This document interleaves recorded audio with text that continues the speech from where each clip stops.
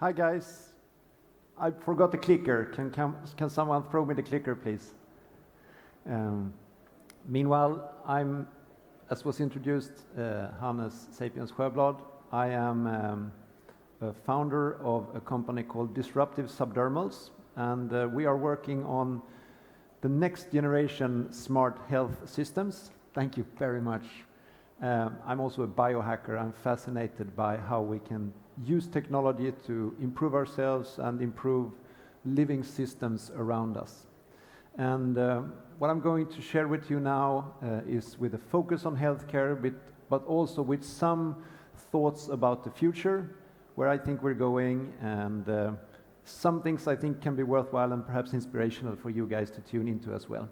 So with that said, I also should say that if you want to tweet or Instagram or anything, you can find me at Hannes or at DSRuptive Subdermals if you want to tune into our company feed. There's some great videos on there, so check it out. Anyway, what I'm going to talk about is, first of all, a few important paradigms, how we are currently transforming healthcare. And then I'm going to take this into how I and my team and the movement that we are just a small part of are working to leverage those new paradigms. But the first one of the three is that we have, and the pandemic has accelerated this, we have now made healthcare and health consulting and monitoring into a remote digital experience. We no longer have to go to that building where there sits doctors and nurses in order to understand what's wrong with us. And that is a very important shift that we are still in the early stages of. But there are a number of different things that are enabling this. Of course, the virtual interfaces, conf calls, last mile logistics for doing tests and picking up samples, as well as smart wearables that allow us to connect much greater amounts of data from ourselves, store them, and then share them with health advisors. We can even take the step and not necessarily consult other humans, but instead upload our data, for example, to a DNA sequencing system, and it can give us certain insights about our own health that we don't even need a human to give us anymore.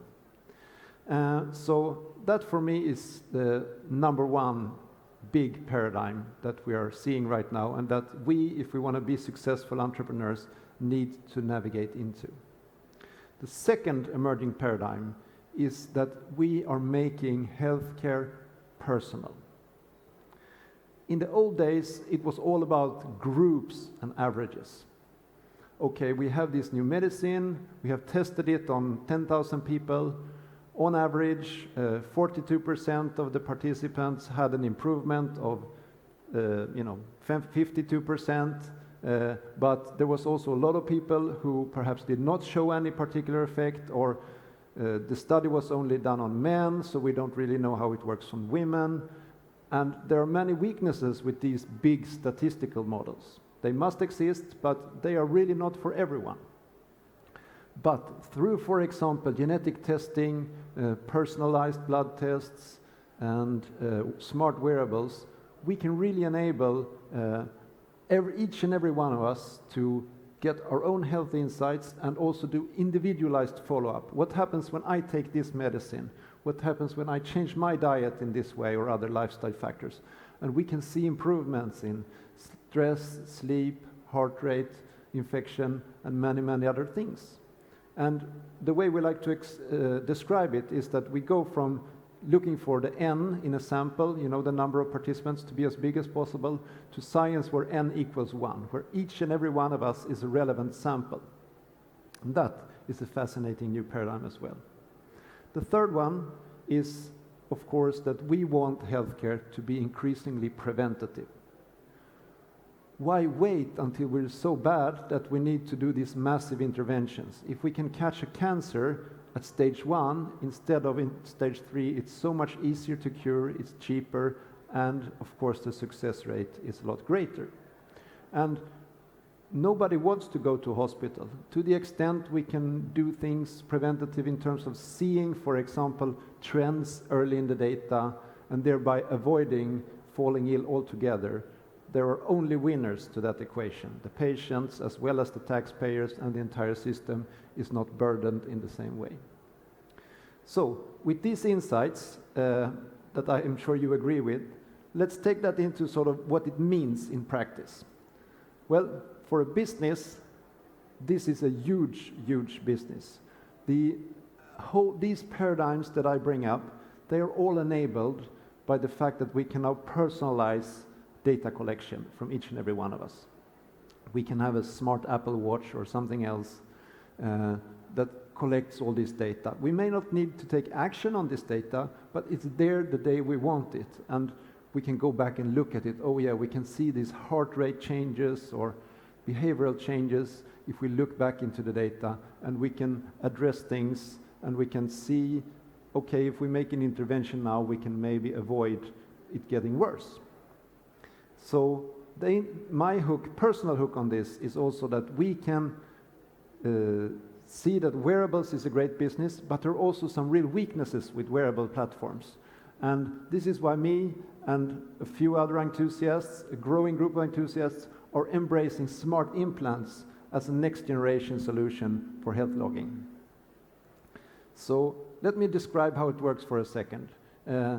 Chip implants are tiny rice grain sized glass capsules with some smart electronics inside. You inject them under the skin. It's not like you cut a big hole and you need to put stitches. You have an injection and it just sits under the skin. I myself have multiple implants in my body. I mean, I need to live what I preach, right? And it just takes a second to do it. You can put the Band-Aid on and the wound closes immediately, and then this device can sit there under your skin for many, many years.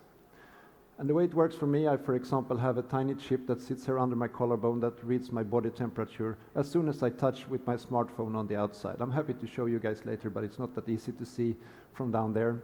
There's also a whole bunch of videos if you want to check out DSRuptive's Instagram, for example. And the kits come in these injection needles.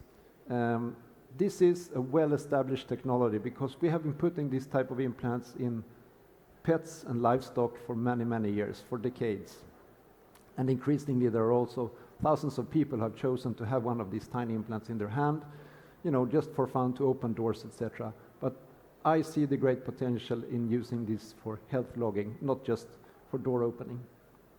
But let me get a little bit more specific. These are sort of, if you break it down, I like to say that implants simply provide a much stronger user experience than wearables for a couple of reasons. First of all, it has 10 times the lifetime and it costs 1/10 of a typical standard wearable. Also, it's hassle-free.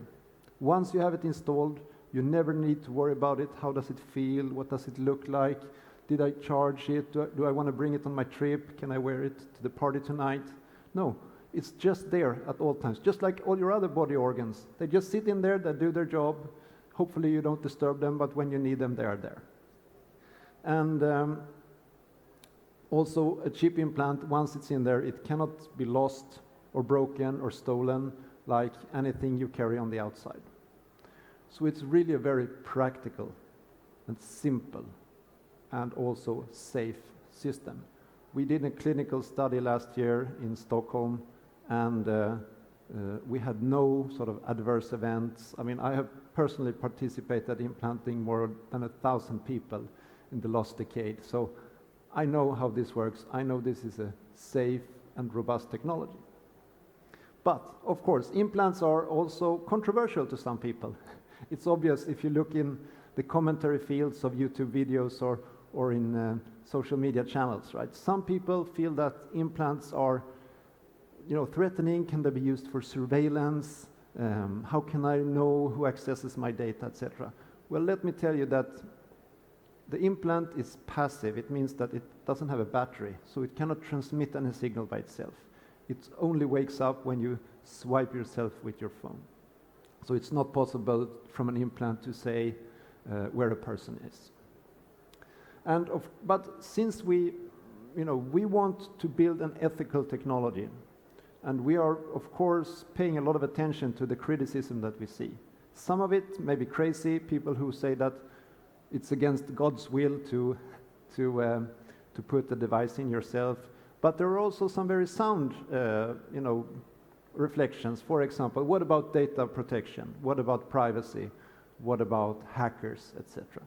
So for us at Disruptive, it's profoundly important to have a strong code of ethics so that it's clear that we work with this technology in a clear and transparent way. And that means with a profound respect for our users and anyone who wants to work with this technology together with us.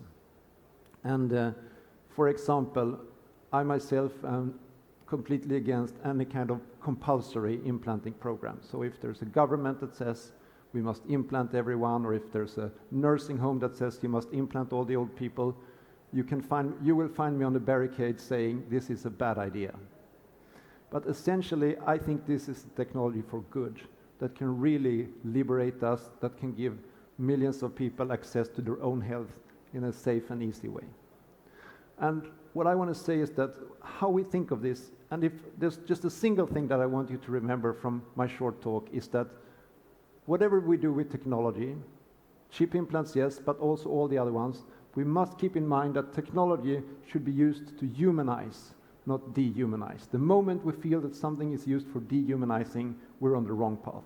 But when we use technology to improve ourselves, improve our rights, improve our health, then that's a worthy application of technology.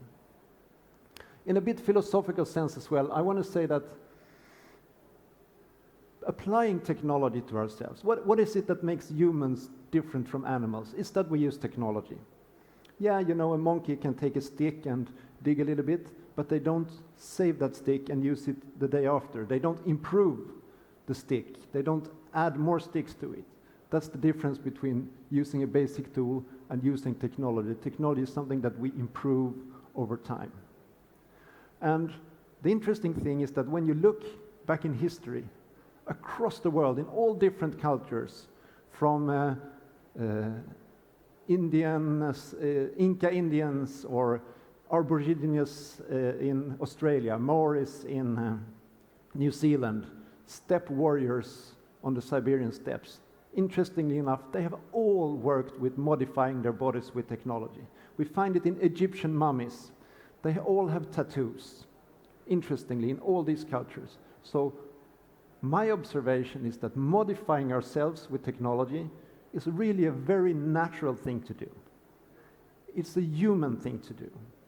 It's something we've always done as far as we can look back. It's universal. And it's just the modes of doing it that change. In these old days, they were doing it for magic, for power, improving themselves with these images. Today, we can use smarter connected devices. And to summarize, of course, you may have heard or read, or your teachers told you back in the days, that the society should not become a surveillance society. The classic example is, of course, the Big Brother society, this scary surveillance state where the government knows what everyone is doing and uses that information to bully citizens and to control them and to scare them in different ways. Of course, we're all concerned about this as a paradigm in this age of big data that we inhabit.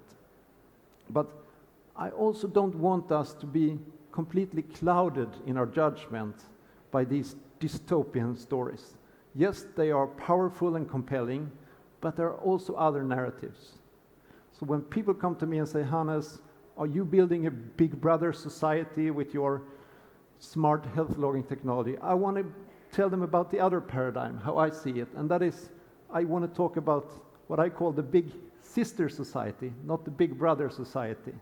And essentially not the bullying, Big Brother that works you down, but a big sister like a nurse who cares about you, who wants to help you, which is a guardian angel looking at your data, telling you when something is wrong, helping you improve, concerned about your interests, wanting you to be healthy, successful, with protected privacy.